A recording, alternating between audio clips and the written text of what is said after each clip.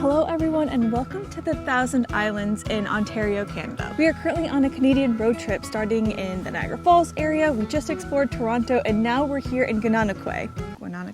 Gananoque, I think so. We're still figuring out the name. Gananoque is known as the gateway to the Thousand Islands, the Thousand Islands being on the St. Lawrence River, which is shared with the border of New York State. On the New York side, it's one of our favorite places to visit in the state, and everything we've seen so far here in Canada has been equal. We're here a little bit after peak season, so we're just getting into fall, which means we've got beautiful fall colors. We are here in October 11th to be exact, and I think we just missed the window of some things closing, specifically the Boat Museum and Cafe, which is where we were going to stop and get a quick hot chocolate or something to warm up and a pastry this morning. But fear not, there's always Tim Hortons when you're in Canada, so we will be getting that after our little walking tour here in downtown Gananoque. This is a really cute, charming town. We started down by the Boat Museum, which is right on the St. Lawrence River.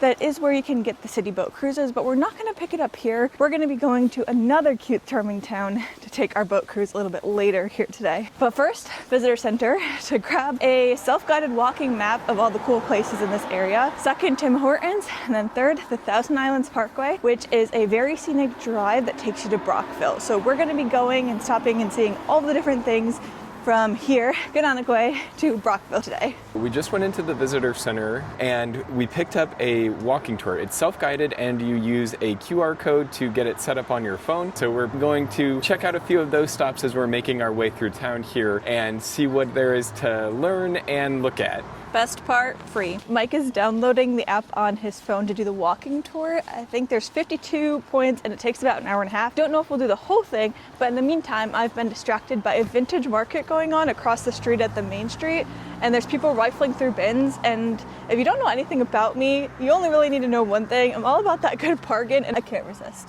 It's a good way to pass the time while the app is downloading. All items, $2 each. What? That's a good deal. Everything in the bins was $2, and there's some name brand stuff. Everything from like dresses to sweatpants to sweatshirts, so you could really find some good deals there. And if I had more room in our tiny tent and tiny car, probably would have nabbed some things. Tent. Okay. Our tent is enormous. Our tent is a pretty good size.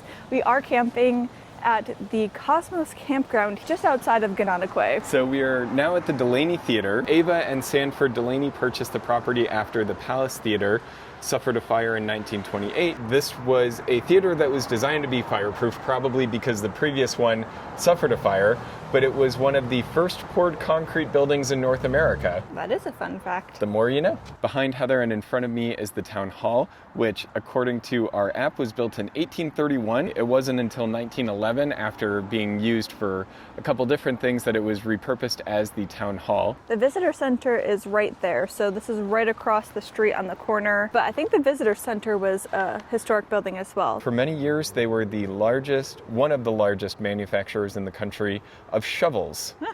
Right now we're walking through the Confederation Park. It's not on the Heritage Walking Tour. I think this is probably a newer installation based on some of the sculptures and stuff like that. There's some ducks and swans in the little pond area, so it's very pretty and a nice, easy paved walk. I thought that this was a real tree because it's fall, and I thought it was just looking a little bit bare because the leaves had fallen off, but that's actually a sculpture.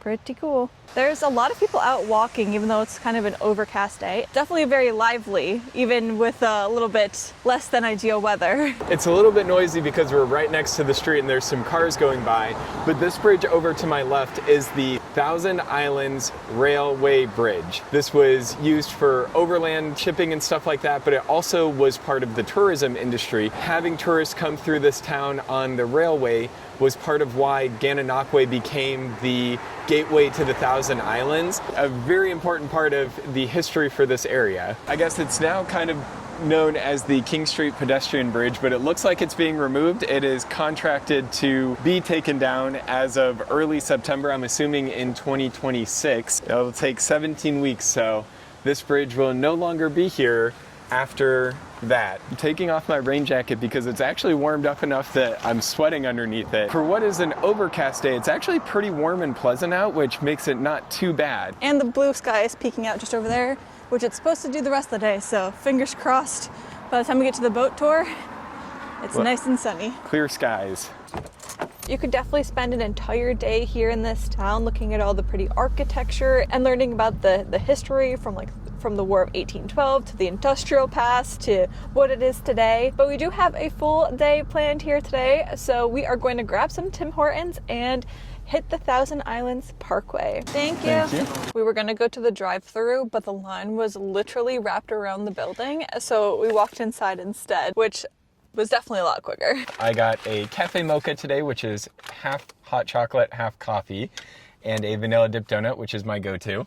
And I just went with a Boston cream donut, which is usually my go-to at Tim Hortons. Pretty good. Mine is too hot to drink right now. To drive the entirety of the Thousand Islands Parkway, it only takes about a half hour to get to Brockville. But we're going to be making some stops in between. This is purely a scenic drive. There's no commercial traffic allowed on it, so it's really just designed to be able to take in all the pretty sights, which we plan on doing here. You are driving along the St. Lawrence River. You can look out and see tons of islands, houses on little islands. There's inlets with bridges that you drive over.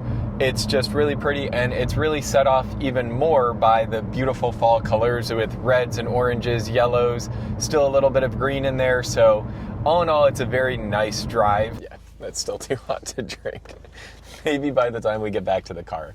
So we've pulled off the Thousand Islands Parkway into the Halstead's Lookout parking area, which is right across from the Thousand Islands National Park. That's definitely a pretty lookout, but I think we're going to be able to get an even better one once we get into the national park, because the trail that we're going on is actually called the Lookout Trail. So we are under some shady trees right now, but the sun has come out and it's actually really pleasant. It's a little bit warm even. It makes it a perfect day to be exploring. There's blue skies overhead, and hopefully the clouds have left us for today. They were supposed to be gone around 10, which the weather forecast is proving to be pretty accurate because it's just past 10 now and blue skies are coming, which I'm very excited about. There's a parking lot at the visitor center, but it's quite full, so parking across the street worked just as well.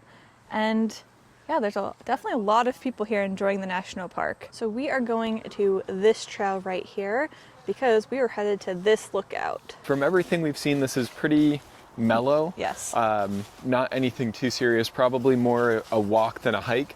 So that is perfect.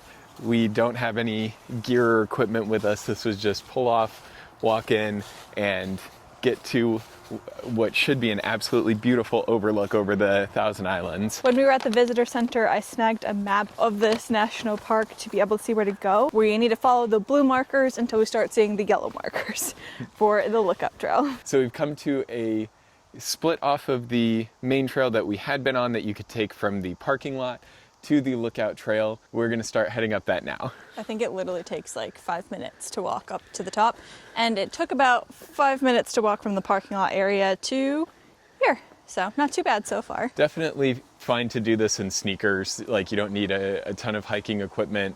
This has been okay. This has definitely been an uphill section getting up to here, but there's a yellow marker for the lookout path. There have been nice places to take breaks and stuff like that, but we're about to go up the stairs and I think we've got to be close to the end at this point. We're right there at the marker, so should only have a little bit more to get the lookout. I think we found the lookout, and so did all these people. Oh, and blue skies. I will meet you, my dear, where the forest meets the plains, and there I'll be with you. The National Park website for this location said that this is one of the best natural lookouts in the entire Thousand Islands region. The reason that there are so many islands through here is that this area used to be a mountain range, and with the glaciers going through and eroding down and filling in when they melted, the little islands and things are a result of that geological process. Still looks cloudy over to the right, but straight ahead, blue skies. You should be able to see the lookout from here, because this is Landon Bay.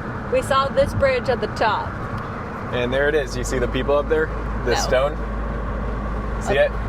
Oh yeah, all the way up there. And there is our campsite where we've been staying. Yes, not too far from our next stop, which is the Ivy Lea area. It's a very narrow road for that big bus. So we have boarded the city cruise boat that we are going to be touring on. We're on an hour-long cruise, and off in the distance you can actually see the Thousand Island Bridge, which is a bridge that you can cross to go from the US side to the Canadian side because of course, with the river just being the border, it's right there. It's warm, the sun is shining, and I can't wait to see all of the different islands and Boldt Castle especially. There is narration on this boat, but it's honestly a little bit hard to hear with all the people talking. But thankfully I looked up some facts and things to keep an eye out on before we got on the cruise. One of them being the bridge that we just passed under, which is the connection between New York and Canada. Second is Boldt Castle, obviously, because it's definitely a highlight and really the gem of these islands, at least in my opinion.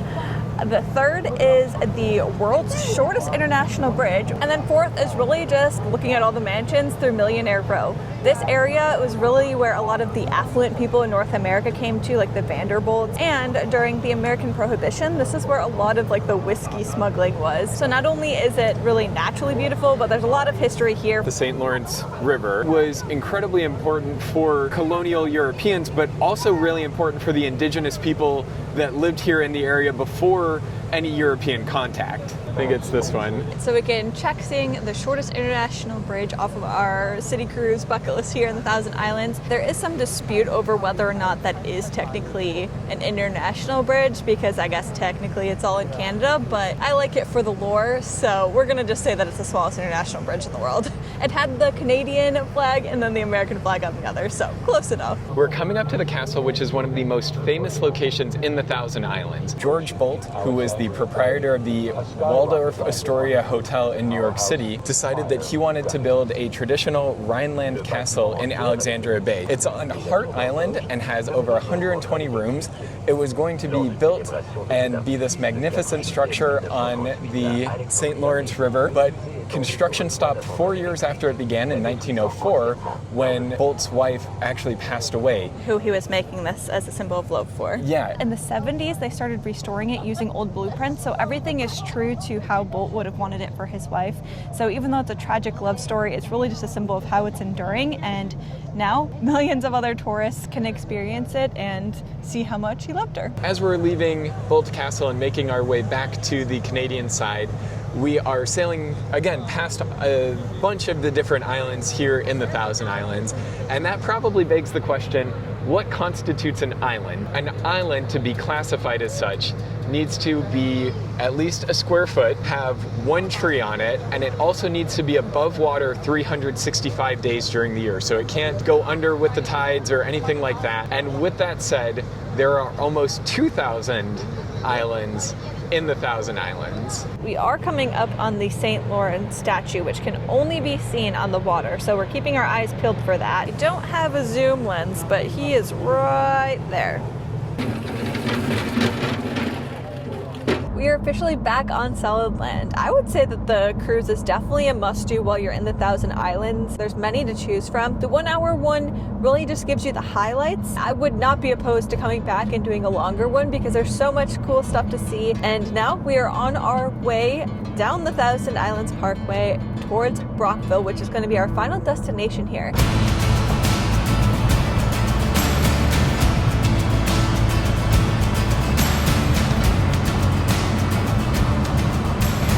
The Thousand Islands Parkway turned into more of a highway, which led us to the city of Brockville, where we are now, specifically behind the town hall for a very special reason. We are going to be going through the Brockville Railway Tunnel, also known as just the Brockville Tunnel. But this is the first railway tunnel built in Canada. And now it's a tourist attraction, which means we get to go walk into it. This is an actual tunnel. Groundwater still causes drips and water to be in here. You're just supposed to walk and enjoy the path and this incredible part of Canadian history, and already you can see the groundwater that's dripped down. Yeah, I already got dripped on. An interesting thing about the tunnel is it was designed to be wet. There are points that allow water to seep through and permeate because it prevents the hydrostatic pressure building up around it that could cause damage to the tunnel itself. So there are areas that are always going to just be more naturally wet because they're meant to allow the groundwater in to keep the tunnel's structural integrity in place. So they don't collapse. Yeah. And we learned that from this handy dandy sign. The new train tracks must be just on the other side of the road because we can hear them, which is kind of eerie to be in a train tunnel. Obviously there's no tracks, but to hear that sound, so yeah, I can see it going up there. So we've made it all the way through the tunnel, but it is now time to go and eat. We are craving a pizza, and maybe we'll even get a salad with some Thousand Island dressing.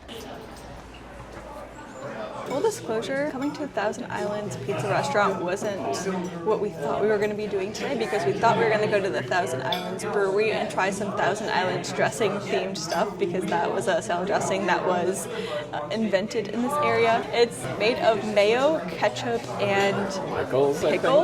I don't know, because we haven't tried it. But we read the reviews of this place and pizza was calling our name, so we made a quick pivot to come to the Thousand Islands Pizza and Restaurant to try some of their famous pizza in the area. So we're gonna dive into this, and I'm just gonna eat it with a side of blue cheese, which is my preferred salad dressing and pizza dipping sauce anyways. This isn't a thin crust pizza, but the crust bottom layer kind of tastes like that. It has that really nice crunch and flakiness with a really soft dough, and the cheese is extremely fresh tasting. Like, it doesn't feel like just they threw on any mozzarella cheese. It tastes very fresh. Definitely a really good pizza, and yeah, we're gonna do some damage to this thing. We were almost able to finish off that large pizza. We were one slice short, but it was a great way to end our day here in the Thousand Islands. We didn't see all of the things you can see, because that would take months, maybe years. Yeah, a lifetime. Yeah, to see and do everything, but we had an awesome day exploring and traveling along the Thousand Islands Parkway. Absolutely recommend it if you're in this area, and if you're not in the area, I think it's worth coming to visit. But we are heading back to our campsite now, and tomorrow we'll be showing you what a day at the campsite looks like. Thank you so much for watching. We hope you enjoyed it. If you have any questions, like always,